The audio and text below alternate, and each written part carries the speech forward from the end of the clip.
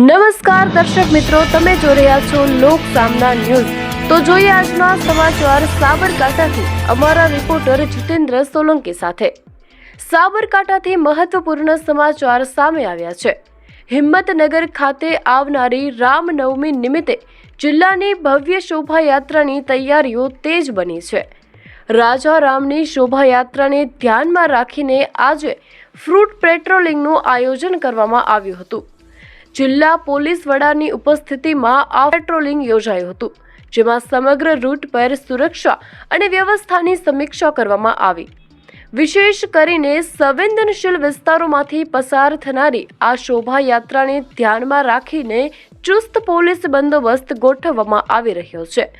Police દ્વારા સમગ્ર માર્ગ પર કડક નિરીક્ષણ કરવામાં આવ્યું છે અને કોઈ પણ અનિચ્છનીય ઘટના ન બને તે માટે આગોતરા તૈયારીઓ કરવામાં આવી રહી છે। રામનવમીના પાવન પ્રસંગે યોજાનારી આ શોભાયાત્રા શાંતિપૂર્ણ અને સુરક્ષિત રીતે પૂર્ણ થાય તે માટે પોલીસ તંત્ર સંપૂર્ણ રીતે સજ્જ બન્યું છે। તો ફરી મળીશું એક નવા સમાચાર સાથે, ત્યાં સુધી જોતા રહો લોક સામના ન્યૂઝ।